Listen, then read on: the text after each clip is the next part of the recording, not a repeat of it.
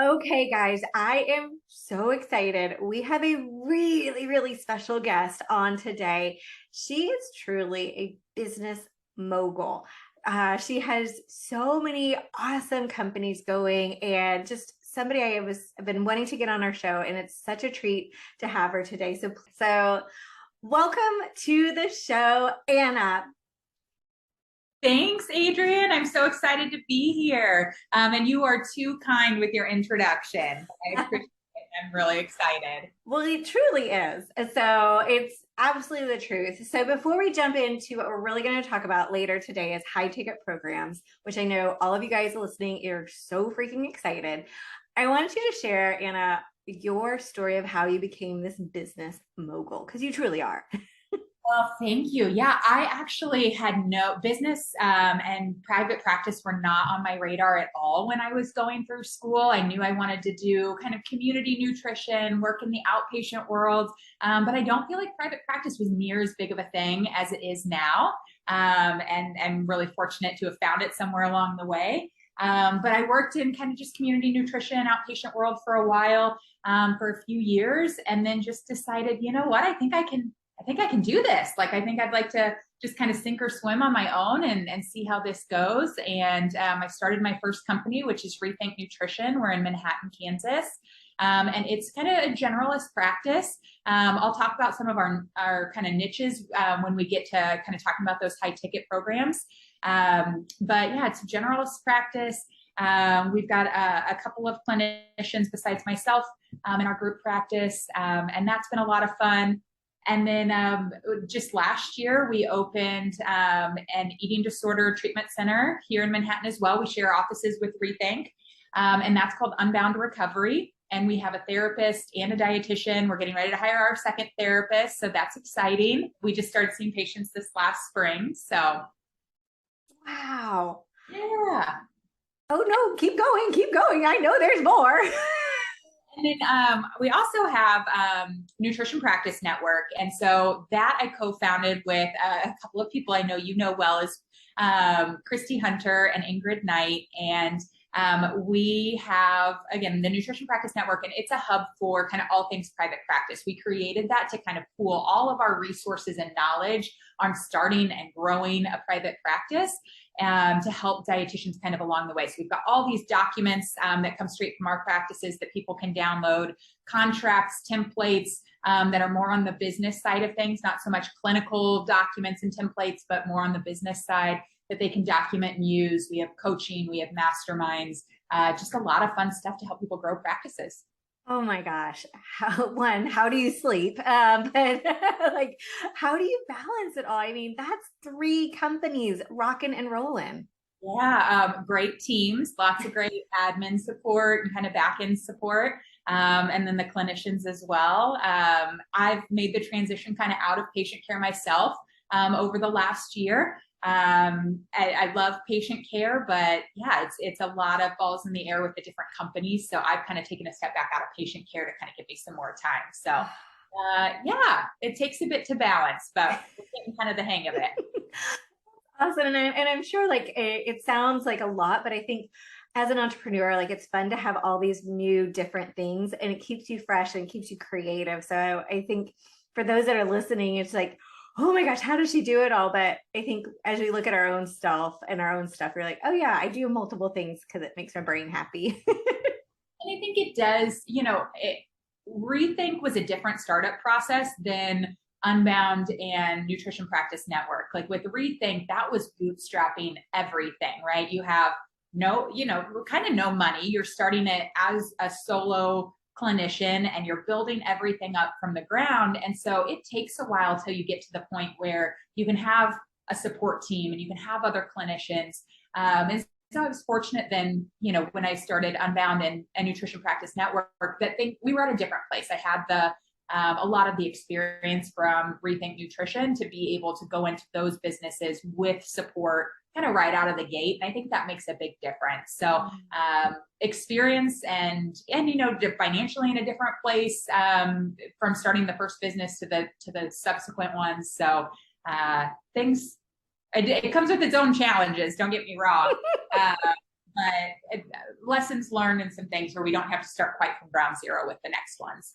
That makes sense. And it's one of those like you learn what you should do and what you shouldn't do. And like you said, support's huge. Well, let's talk about rethink and high ticket items or high ticket programs, because I know nothing about this. This has not been my business model. And I know it's so many of our listeners' models or hopes to be their models. So as you were starting Rethink, where did this magical idea come from? And how did you do it? Yeah. So at some point along the way, I got in with a business coach whose kind of whole model was the high-end programs. And I think that had appealed to me at the time because I was at a place where I had personally tapped out with how many clients I could see in a week, right? I was seeing maybe 30 clients a week. And, whatever I was making from that, I think it was around like $6,000.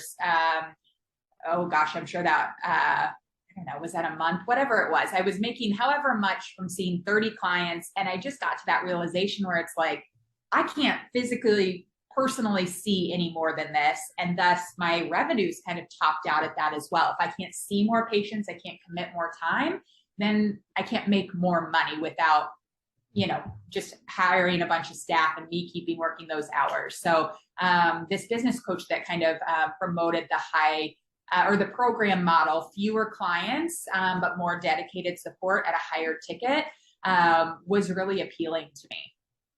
That's awesome. Because when you said 30 clients, I'm like, oh my God, that feels miserable. That's a lot. Yeah. And what a great, awesome business coach to be able to say like, oh, how to free up your time and make more money and still help a lot of patients. So, okay, you created this magical high ticket program. And to me, because I think it's one of those looking at the current patients, like how do you find people that this is what they're wanting? And I think the other biggest piece for me is how do you sell that and convince somebody to spend high ticket money on a program? Yeah. So a lot of it was, what are the clients that I like to see? So if I'm seeing all of these clients in a week, what do I feel like I'm really good at? What is the problem that I can most easily solve? So what clients pretty consistently or reliably get better? And that's different for everyone, right? Like I'm not as great with diabetes as some of my clinicians are. They could probably get people to a much better place faster with diabetes than I could. GI and kind of autoimmune is kind of where my personal passion lies. That's where, I've had my own struggles kind of from inflammatory immune issues. And so that's where my passion was. And I was gravitating towards more of those clients in my kind of one-on-one practice. And so that's kind of where I gravitated with the niche of my program, was those clients I was passionate about, I could reliably get them better. And we had enough of those referrals coming in that we could start to segment. We could say, okay, if someone's coming in for diabetes, cholesterol, et cetera, we're still going to send them to one-on-ones with one of my clinicians that I work with. They're going to see them in the traditional way we always have, bill their insurance, all the good things. But anyone who's coming in with this type of problem, GI or any kind of like autoimmune, then we're going to have them jump on a call with me first. And I'm going to screen them. Some of those clients may still end up as one-on-one clients if cost is an issue or they just don't seem like a good fit for our program. But if they're a good fit, then I have the opportunity to, I've asked them about what's going on with their situation. I've determined they're a good fit. And then I'm able to kind of pitch our program to them and work towards getting that conversion to a high ticket program. I love that idea of just like looking at your patient population, like what do I love? What am I like really awesome at? And where do I feel like confident that I can make significant changes in? Because I think all too often we kind of think about like, oh, well, this is like the new hot trend, so I'm going to go after this. And we know nothing about it. Definitely. And I have friends who were in the same coaching program as me. Some were doing women's health work. So some of them have PCOS programs, some have fertility programs, some have GI like I do, some have fibromyalgia programs. Like they really vary based on what the clinician is really good at and enjoys. And I think you can build a niche around that if it's something that you're passionate about. And when we talk about high-end programs, like they're a high ticket program because they come with an extra level of service. And so you ask, how do you get people to pay, in our case, I think my program when I first started was like $900. I would definitely have started higher than that if it was me now, but hindsight 2020, I think it was like 900. Then I'd bump up to 1500. Then I think I went to 24. And our program now, as it sits today, is at $3,200. That's a 3-month program. But it comes with a high level of support. They get a lot of access to us. They get, the ability to message us in between sessions. And if I think a lot of our clients who have GI or autoimmune issues and they've been navigating this on their own or just with their doctor, what really appeals to them is having someone that's truly kind of in their back pocket that, hey, if something's going on, I can reach out to this person and they can help me problem solve it versus me turning to Google or waiting 3 months to get in with a specialist. So that's part of that pitch that I'm making to them. Some people on that call, the cost is still going to be cost prohibitive. But for people who have been doing it on their own for a long time and they're feeling really lost, having somebody that can truly step in and navigate with them is worth a lot to people. As you were talking about like kind of being able to message you in between and having like a lot more in this program, my instant fear is like, it feels like more work than just one-on-ones. And so I guess how long did it take you to build this program is the other piece. And like, do you iterate on it? And like, did you find like when you first did it, you're like, oh my gosh, that was too much. Like, how did you make it work? Because to me, I'm just like, that feels like even more than 30 hours or 30 patients a week. Well, so if you think about it, though, if you're booking a client in our case, at this point, $3,200 for a 3-month program, we only need to sell a handful of those in a month to kind of reach our goals. And of course, our goals always continue to change and those numbers, but to at least compare to the 30 hours that I was seeing before, and let's say it was 6,000 a month that I could bring in years ago, seeing 30 patients a week, $6,000, that's 2 programs, right? So I can work with 2 clients or I can see 30 a week. And so, yes, they do have a lot of access to us, but we also find that people, for the most part, don't abuse that. We get the occasional person who maybe takes a lot more, is a lot more time intensive, but a lot of people respect boundaries, a lot too, not all.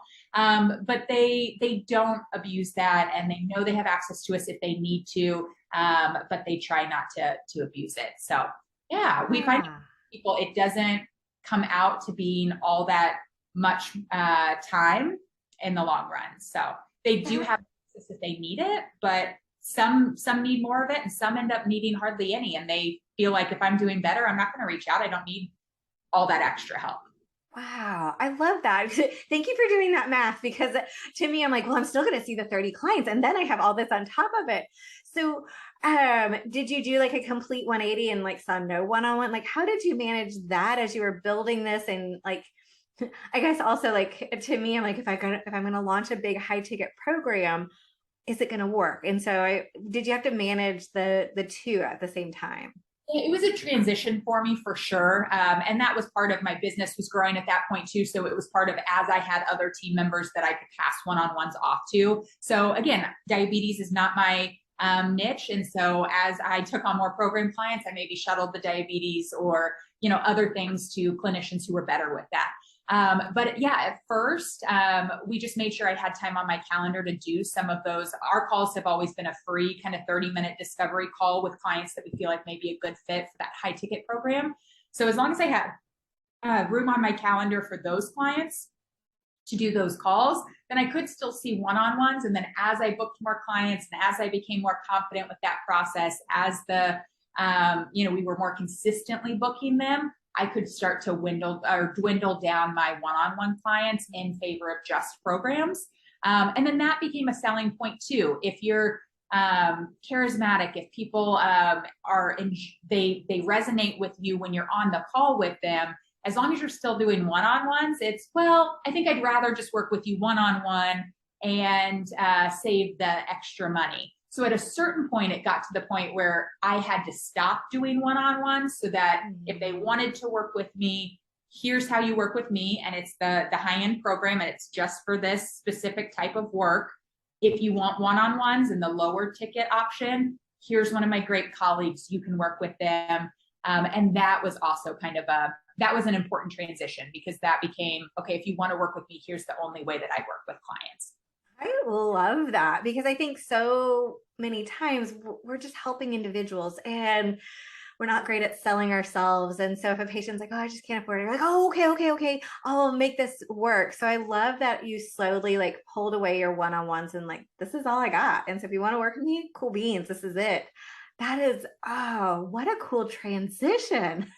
Well, and the cost does, it sounds high, right? And it is. We're not saying that that cost isn't high, but there's a lot of value there. I actually had some clients in the very beginning where I had worked with, let's say, I think I had worked with the dad in a one-on-one format prior to bringing on the programs. And then when we introduced the programs, and I think he brought one of his kids back to work with me, he actually said, hey, I like this program structure a lot better. Like, I feel like we don't have to worry about if we reach out to you in between, are we bothering you? Like, they felt like they had the flexibility to receive whatever level of service they needed, and they didn't have to hesitate to reach out. So that we get a lot of positive feedback from people. Again, not everyone is at that price point of being able to afford that, but for the ones who have really been struggling and they need more support, the program really resonates with them of, I can get however much support I need. And there's other things that are involved in our programs. There's things that we have kind of changed over time, but that support level is what a lot of these clients want and need. And so they're willing to pay more for that. And in a lot of cases, really, it's a big value add for them.